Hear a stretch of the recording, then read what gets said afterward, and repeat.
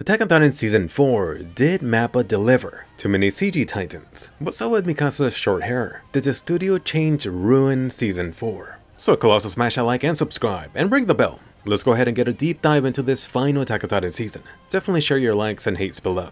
And a super quick disclaimer, hopefully this is obvious, but just because I praise MAPPA in some areas does not imply I'm bashing Wit Studio, and vice versa. Anyway, what Attack on Titan Season 4 did right, what I liked. First off, the character expressions, or really just their faces in general. I really had a kick out of how detailed they were. For me, better than Season 3 stuff in a lot of places, and especially compared to the manga.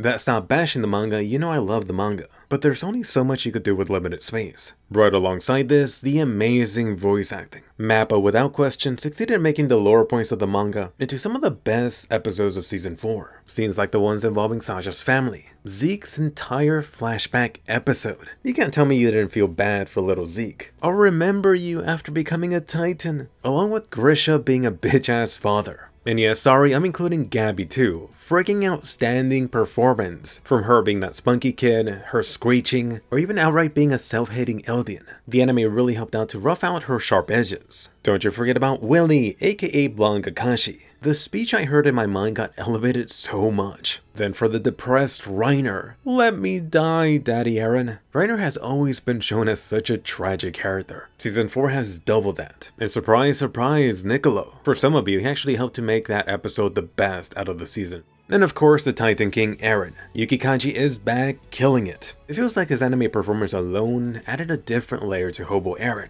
Hopefully this does help manga readers understand Eren's character. Throughout Season 4, really just normal, everyday scenes. Finally, witnessing the tone of the dialogue being spoken is something that's naturally absent in text. Let me get a quick mention at the dialogue scenes in Season 4. You could tell that MAPPA really tried to do a lot. Honestly, a lot more than Wit Studio ever did for the dialogue scenes, which are mostly still images or slideshow, take your pick. Some of the stuff you do see in Season 4 is stuff you see done for movies, and even then this stuff is done sparingly, due to this stuff being resource intensive. This combined with the framing of some scenes really helped to make the first few episodes almost feel cinematic in a way. I do need to give a shout out to Marley. The anime really did a damn excellent job at making you feel for the Marley side. I recall years back reading in the manga, I really didn't care much about Reiner, Peak, or any of the other Marley guys. Watching this in the anime, that's completely changed for me. For example, in the attack on Marley, you had everyone getting their ass kicked. I'm like, why does it hurt seeing Marley getting slaughtered? I've mentioned Reiner, but he really does need to get the credit. I'm feeling even more for him in the anime now.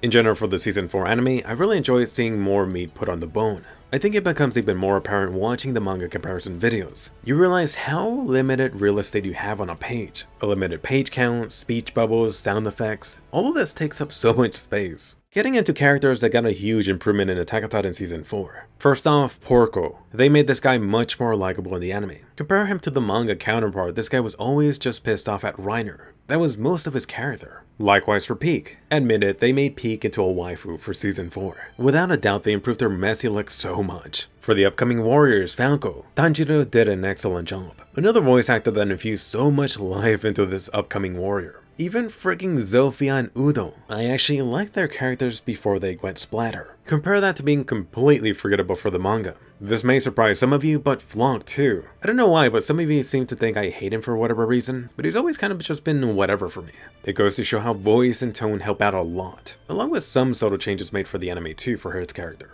And let's not forget about side characters that became actual characters in the anime, like the Warhammer Titan's sister, Laura. You actually got a name now. Or the Marley Commander's sidekick. How about Peak's entire squad? I feel bad when these guys exploded. Like you see me point out, I really enjoyed the attention to detail in various background scenes for the anime, like that random boat passing by, or a squirrel wanting an apple. How about that tree shadow next to Titan Eren? Or the pictures of Peak in the tank units. For Armin simping, notice the light flickering on the characters' faces from the firelit room. Next up, some pretty awesome new anime scenes. Anyone recall the super agent Stallion at Marley in the first episode? At the end of this episode, I had so much chills from this. Something that gave me chills in the opposite direction was one of those Eldians that logged off at the internment camp. Getting back to Willy for a second, how about Willy and his final moments with his family? This was newly added for the anime and it really hammered down his sacrifice. Unfortunately, when you think about the Attack on Titan anime, things being censored will eventually come to mind. Ever since Attack on Titan switched to this major public Japanese network, Wit Studio heavily toned down Season 3 bloody or gory scenes. For Season 4, I don't know if MAPPA had more pulling power. Certain gory scenes were still mostly absent, but at least the bloody stuff was left in.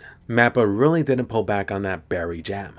I still have a suspicion that certain scenes like Zeke getting blown up will be more revealing once the Blu-ray drops. Talking about Zeke, here's a notable change for him. The anime sure didn't make him as suspicious before his eventual betrayal, which I liked. You didn't need to see more. Some of you may recall my video like 4 years back now, where I predicted why Zeke would betray Marley. For the manga, it was almost like a dead giveaway. Getting to a controversial positive, perhaps, the music, or lack thereof. Hiroyuki Sawano returns with his infamous God tier soundtrack, this time teamed up with Kota Yamato. I know there's been some of you that have been vocal about disliking the soundtracks not always blasting this season, but I actually enjoyed this more subtle change for the final Attack on Titan season, which is not to say I didn't enjoy familiar classics blasting like in the Attack on Marley. Notably, Attack on Titan Season 4 allowed you to take in scenes more by not using any music at all. They simply let the background noise exist, like the sound of the wind, a moving car, the sound of the moving train. Compare this to the first 3 Attack on Titan seasons, where you practically always have some soundtrack blasting in the background. Recall the episode where Levi and Eren argued who should get the Colossal Titan. People actually made a big deal out of that episode where you could simply only hear the character voices, nothing else needed in the back, which really made it that much more powerful. I originally did feel that MAPPA overdid it in Season 4, but then rewatching, it actually worked out better than I first thought. Anyway, getting into my picks for the top 10 scenes the anime elevated. Be sure to leave your own. The female Titan scene. This included the Suicide Squad rundown for the Marley Titans. This was short but so sweet. Willie's speech plus a great Titan warplay. This reminded me so much of the Attack on Titan exhibition. Potato Girl Sasha's death. It couldn't have been just me, they made this 10 times sadder. Armin unleashing the Colossal Titan nuke at Marley. You know it, I know it, I got that Super Evangelion vibe for the anime now. Eren's reaction over Sasha's death. Was Eren laughing? No, more like being extremely pissed off it happened. Gabby becoming a horse's snack. I hope they paid the animator well.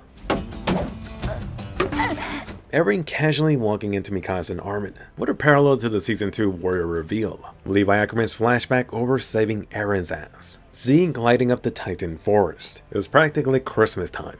Eren's Titan transformation, along with this drawn Titan at the end of episode 16. This really goes to show you if only MAPPA had enough time. So let me know if I missed any scenes, or let me know your own top 10 or top 5. Let me also quickly not forget the ending. So much to love here. It hits even harder now that the manga is over. If you finished the manga too, rewatch this ending as soon as possible. So let me know what stood out in Attack on Titan Season 4. What did MAPPA get right?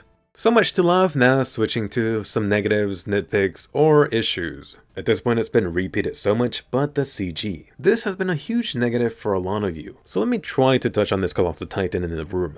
I will say that MAPPA tried really hard to blend the CG with the 2D animation. Rewatching this, I could thankfully say it didn't bother me too much or didn't stand out enough. Still, these things were noticeable. Not the CG Jaws Titan, but the actual hair on it. The CG blood. This looked freaking cartoonish. If you've seen Dorohedoro from MAPPA Studio, this looks super similar. It worked for that anime since it didn't take itself too seriously. For CG Titan specifically, Eren's Attack Titan and Zeke's Beast Titan. Perhaps due to the Beast Titan getting quick shots or not moving around too much, I think I got used to it quickly. But throughout the Attack on Marley, it was really unavoidable. Eren's Attack Titan stood out so much. Without a doubt, even if you were fine with Eren's CG Titan, although the scenes would have been much more impactful if he was drawn instead. Perfect example in episode 16.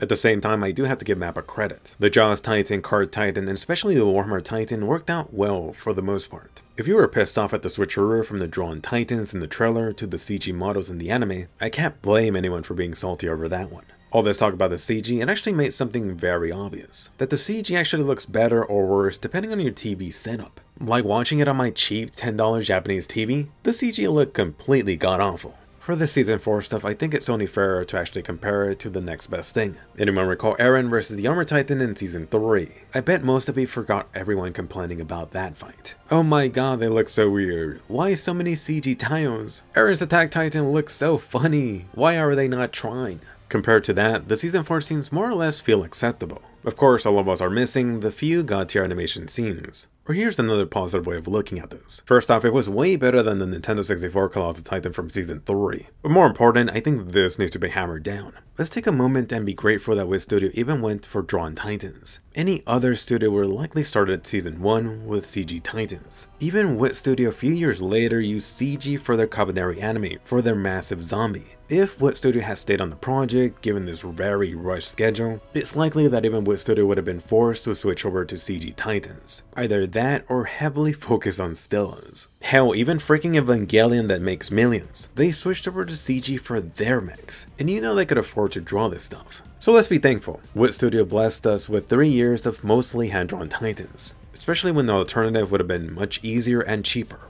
Next issue, the anime cuts. So you've seen my manga comparisons for each episode so far. There's quite a bit of skipped stuff. And please don't get me wrong about this. I'll be the first one to tell you that some stuff needed to be trimmed down or skipped completely given the set episode mandate, which makes this next issue much more apparent. The rushing in earlier episodes are really just moving too quickly. It often felt like scenes really needed more time to breathe. This was super noticeable in the early episodes, where they try to cover 2 chapters or more per episode. This is made much more obvious after you notice the slower pace after the attack on Marley. That should have been the default. Throughout the anime you see scenes or shots that should have been held longer. I mean, this stuff looks great. Let me actually look at it. What makes this frustrating at times is that you can see an easy fix for this. Remove the opening or ending if you need to. Slow it down a bit. I mean, you saw them doing this a few times already.